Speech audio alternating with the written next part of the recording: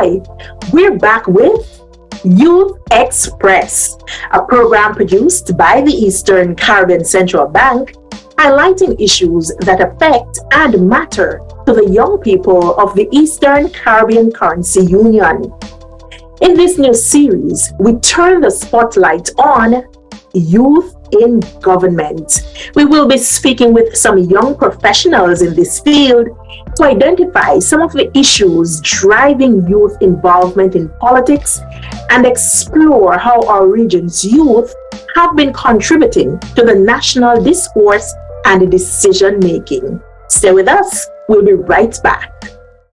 Celebrating ECCB at 40.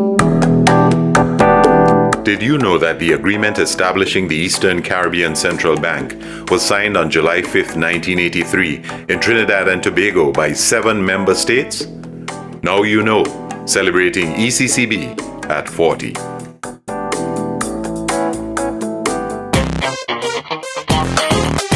Welcome back. This is Youth Xpress.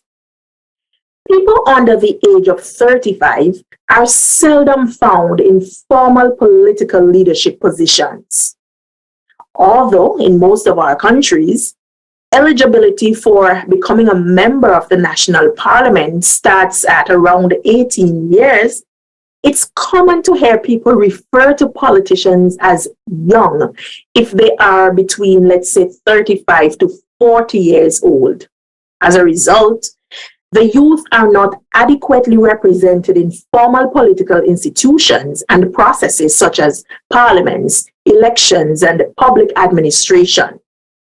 On this episode, I'm joined by 2 young senators, Lisa Jawahir, a government senator from St. Lucia, and Kiz Johnson, an independent senator from Antigua and Barbuda.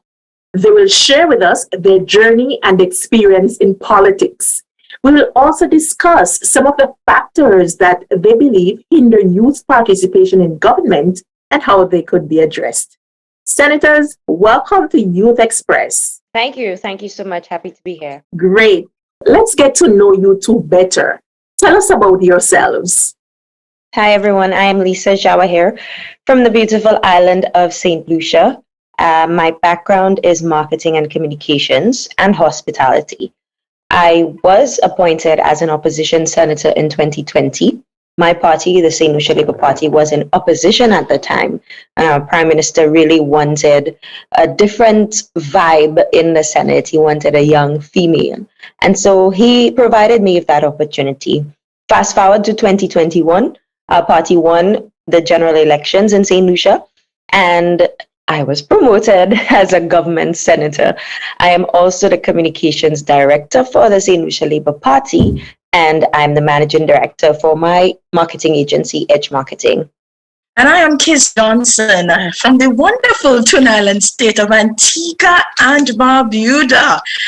I am the country's lone independent senator, and I represent the interests of the Governor General of Antigua and Barbuda, as well as to represent the interests of the minority groups, the underserved, and the misrepresented in the upper house in Parliament. The independent senator, this role, it is not a popular one across the Commonwealth, so there are very few of us as independent senators, and as an independent senator, I am not bound to any political party, neither the opposition nor the incumbent, and so it makes my role very interesting. I'm required to stay above the fray and to really hold the parties accountable in Parliament. Wow, that sounds good. Lisa, you said that you were approached to get into politics. Were you forced or did you make the decision willingly?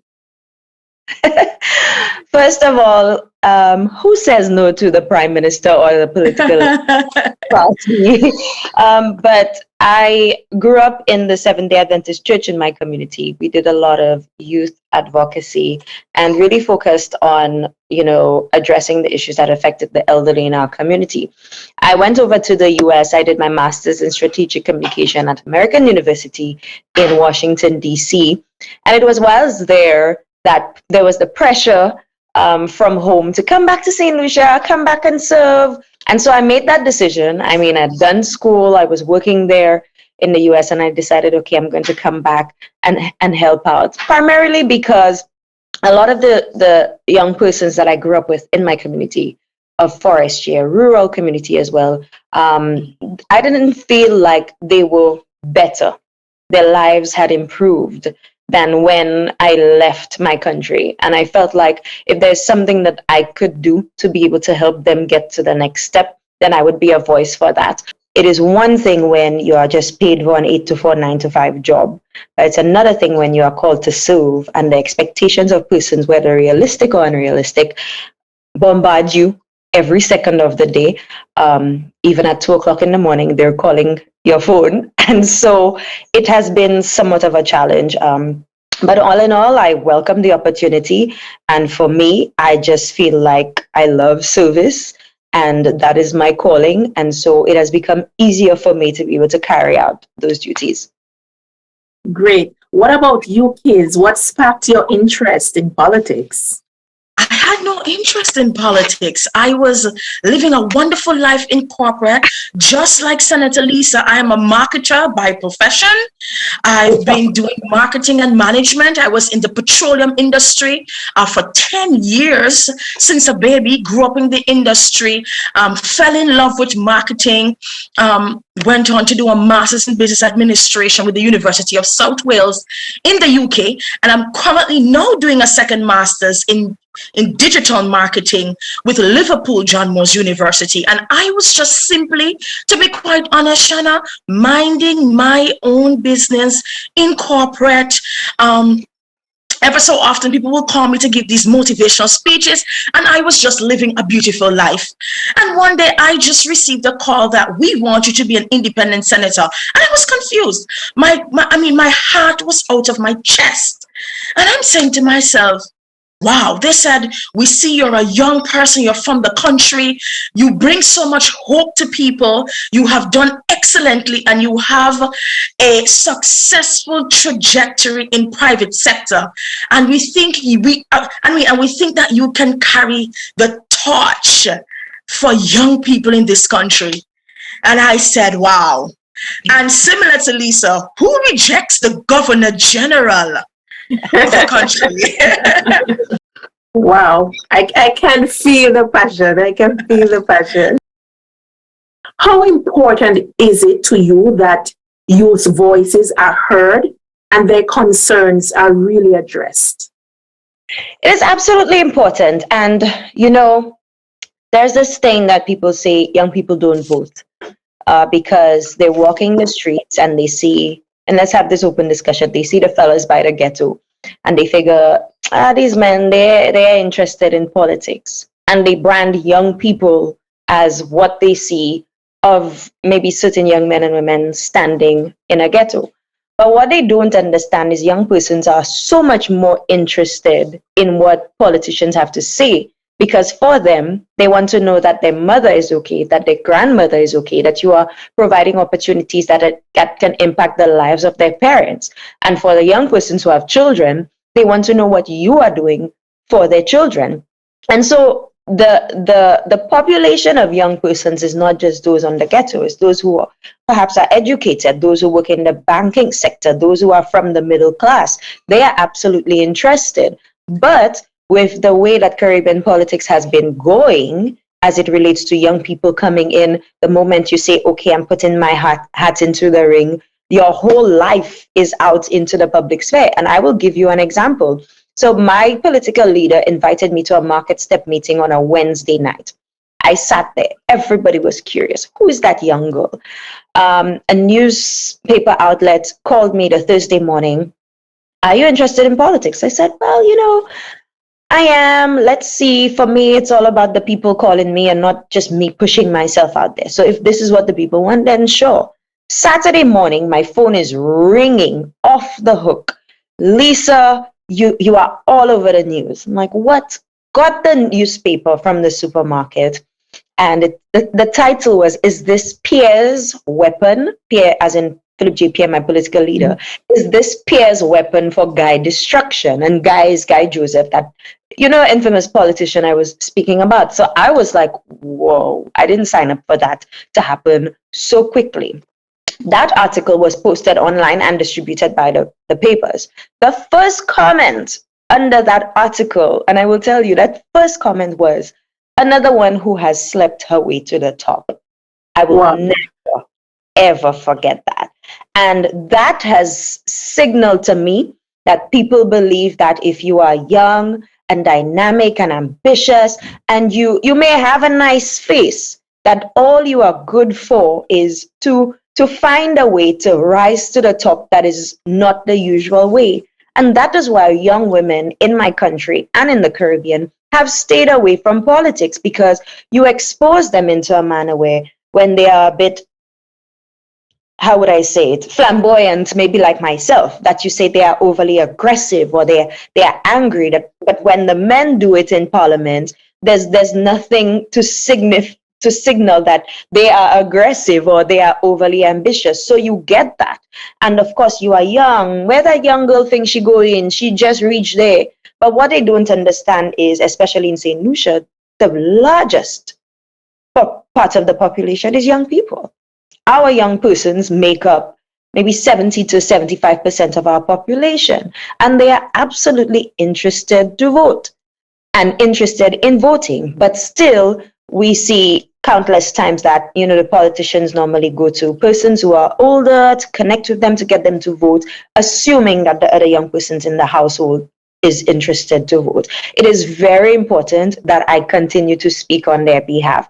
And for me, as much as I get 50, because our country is very polarized, 50% support my party, another 50% would support another party, and then you have the middle class and the independents.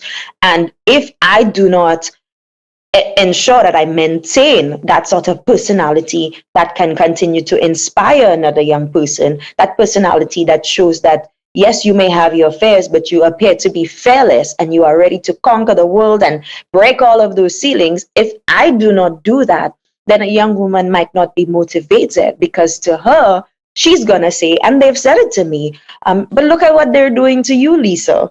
And so I have to continue that advocacy on behalf of young people, that at some point, if we are saying we want a seat at the table, persons like myself create those opportunities to give you a seat at the table. It's important that when I go to political rallies, that I get more young people interested in being part of the mission of our party. When I go out there and we have parliament and youth parliament and women's caucus, that I bring persons from my community, young women that I meet, come and sit in parliament, come and see what it's like. It's not as intimidating as you might think it is. And so for me, these things assist with that advocacy to be able to speak on behalf of young people. In terms of the youth voices, how important it is, I want to stretch the discourse a little bit to say that if we say that the youth are the future, if we are thinking in terms of a succession plan for where we are going for our country, and if we're looking at the path where we have a lot of our old leaders making that transition, it's amazing, because Honourable Denzel Douglas was on my flight yesterday. And I remember as a little girl in primary school, we had to remember all of the names of the prime ministers across the country. And I'm saying to myself, look at me now, 33 years old, young, bright and fresh. And there is Honourable Denzel Douglas still in politics. So the reality is that these leaders, they are now on their way out. And I'm saying, what is the succession plan? So our youths now, we must listen to them, because realistically, we have a future. We are next. Well said. But what are some of the factors that you think hinder youth participation in politics? Lisa touched on something. Yes, she touched, before, yeah. Yes. I want to piggyback a little bit off of what Lisa said as well, because one of the things hindering youth participation, even myself, it's the perception of politics being a dirty, hard ball game. I personally know other young people who want to become active in politics, but they view it as a very corrupt process, which will ultimately make them bitter and unproductive. Young people, we really want to contribute. If you go across all of the social media platforms, you will see we want to be engaged. But we are no longer our grandparents. And I remember V.C. Bird, the father of our nation, I remember hearing my grandmother say, well, I have to vote for the Antigua and Barbuda Labour Party because they first brought water into our country. And I'm saying to myself, we have now moved beyond water and schools and roads. We are now talking about how are you positioning our country to be competitive? How are you maintaining the historical sites around our country? So when people come to Antigua and Barbuda, they understand our culture and they understand who we are as a people. And I'm going to reference China again because that is my most recent experience. And I'm excited because you do it the Chinese way or you come back home. They're not bending or twisting their culture. And so to bring us back on track, what I'm saying is that we have moved beyond that.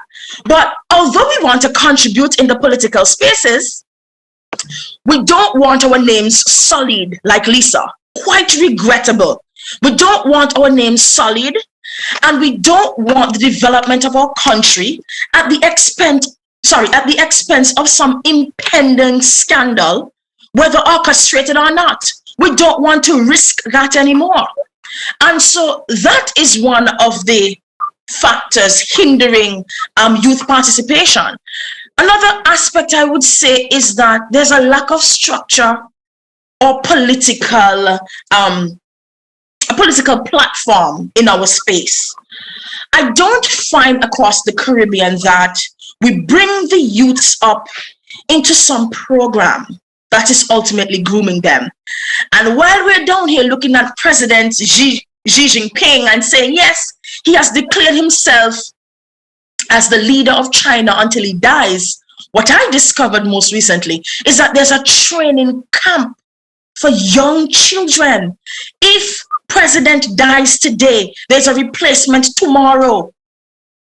And so they look at them, the brightest minds from primary school, they mold them, they monitor them, they train them into practice. And so their voices are being heard in that little space. And so they will now feel that, look, I can do this. Unfortunately, politics doesn't seem to have the structure like the corporate. I woke up an independent senator today. Next week, I am looking at a bill. And I'm saying to myself, what kind of language? And I'm reading this bill. I'm saying, no, kids, you're not dunce. You're not fully. You are a graduate of the University of the West Indies and many other universities. What is going on? There is no training camp. And I see Lisa saying, yes, there is no training camp. And we have to do better. Because if you're not skilled, if you're not competent, politics will drown you and take out the best out of you. But with the knowledge, with the training, if we can make it easier, we need to seriously now start to train our people to make them feel that they too can be successful. And last but not least, I want to bring it back to the homes where it first began. I find, although it is good to blame external circumstances, well, politics is dirty and there is no structure, I find that at a very young age, our parents have not socialized us to give back, to participate into organizations. I don't know what is the context over there, Lisa, but in Antigua, I find it's go to school, get good grades. But what about service? What about the Kiwanis Club? What about the Rotary Club? What about the Rotaract Club? How can we begin to mold the minds of the young people to say, look, I am going to socialize you and acclimatize you for service. So by the time they get to a much older age, service becomes natural, because that's what politics is, It is not necessarily, I'm going to go in and drive the big car and run a ministry. It is a heart for service for the people. And so I think the homes as well, we've not done such a good job to get our youths and to get our children ready for service. Shanna, if I might just add really quickly, just to respond to what Senator Johnson said, which I think is a brilliant point, and we shouldn't miss that. Because for me, it was the church. It was me growing up in the church and learning service. But we do not enforce this thing. And for me, I feel like we can sit here and discuss what can be done from now till doomsday unless we make it part of our policies in the schools, go to parliament, pass legislation. It will not become a situation where we are actually seeing the necessity to do so. And I'm speaking with reference to what recently happened in St. Lucia for almost 30 years. So the Beijing Platform for Action, which is the domestic violence bill, was passed in China in 1995. You know, heads of government came together. And this bill has been sitting on the desk of administration after administration in St. Lucia. Absolutely nothing was done about it. And the bill also has a part to it that ensures that at least 30% of your leadership, whether it's political or in corporate or on a board, should be female. There's an actual number.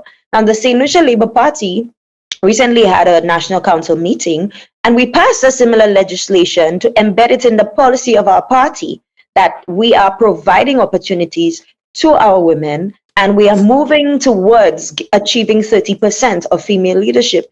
Unless we put that into the documents, into policy to say we need a certain number of young persons, or we need to be able to have at least one young person on every board, it will not be encouraging, because they will not have somebody to advocate on their behalf. It is a boys' club, and it is also a class club. I'm going to say it. And so unless you make it part of your legislation or your policy, it will become very difficult, because at the end of the day, it's all man or all woman for themselves. So I would encourage governments and companies to ensure that for them to establish some level of equality or inclusivity, that this becomes part of their legislation.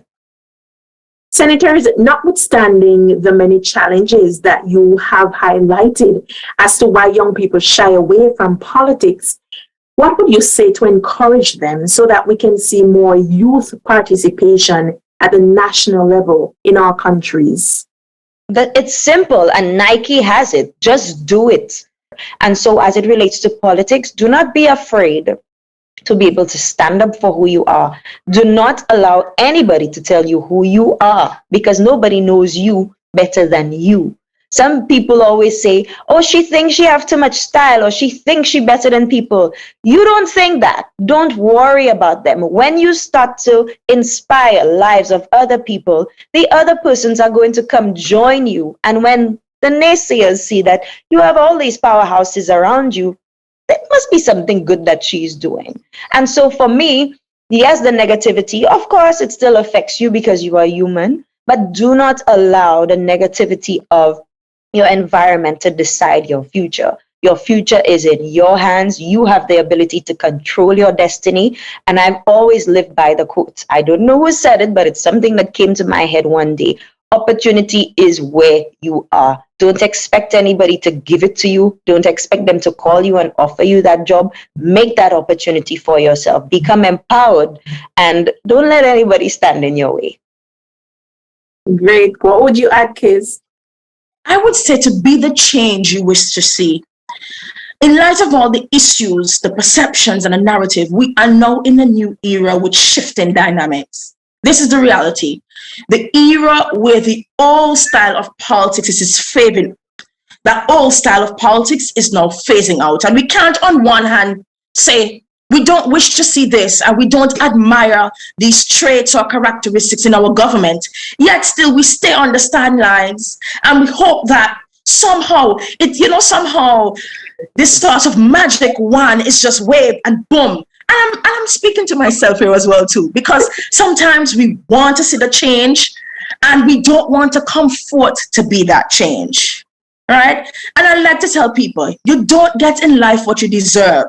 You get in life what you fight for.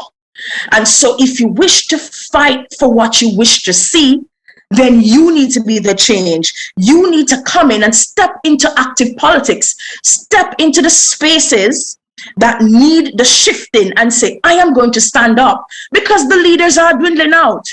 So despite all of the perceptions and the misconceptions, my simple charge to young people is to say, be the change you wish to see.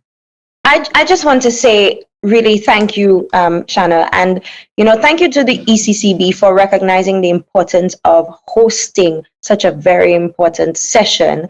Many young persons want to speak, but they don't have a platform to do so, and they don't know how.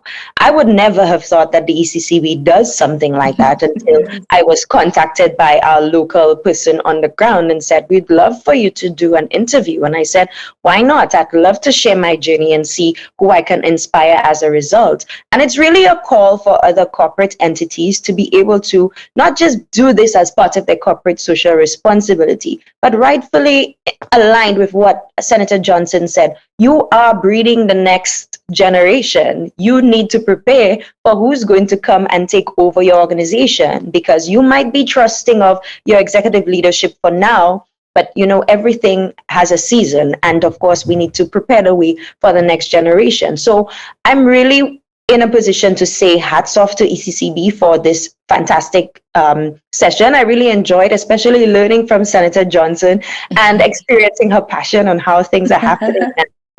And I think you have the best job as an independent senator. I look I'm saved by the bell. I look at the independent senators in our parliament, and they are strong. And some days they agree with the government, and other days they don't support the bill. And I think this sort of discussion is absolutely necessary. And it's very important to have that neutral ground where you hear from the left, you hear from the right. But, how do we bring it all together? And I think we need to encourage much more of that discussion. And, it's not always about partisan politics. So again, hats off to ECCB, and I really wish to see many of these events come through in the near future. And I too join with Senator Lisa by saying that, as someone coming out of the marketing and communications field, I was just so impressed that the Eastern Caribbean Central Bank has this Youth Xpress program. Sometimes you run these ideas by your executive leadership and they're looking at you like, why are you so crazy? But if you think about the interconnectedness of our Eastern Caribbean countries, and if you think about the differences that are happening across our countries, I think it is quite relevant and it is quite fitting that the central bank continues in this vein. And I hope other senators would have an opportunity to express their interest and to speak about the political landscape in their country. Senator, and as well to Senator Lisa, wonderful. I see some commonalities there within St. Lucia and Antigua, and it reminds me that we are a Caribbean people, and though we have differences in our country, our identity is rooted in that sameness. Wonderful job, Shanna, to you and your team, and I'm just so immensely pleased. Oh yes, and I would love to come back. Anything to do with talking, and I would love to come back. And if you want to fly me down there in St. Kitts, I'm on the next plane, British Airways, ready to come and meet you, ready to come and meet you in person. It's been a pleasure speaking and interacting with both of you. Thank you so much. That's it for this episode of Youth Xpress, looking at young people in government. The young Honourable Minister of Social Development, Education and Library in the government of Anguilla, Dian Kentish Rogers, who was elected to government at just 27 years old, will join this important conversation in our next episode. Thank you for watching. We'll see you next time.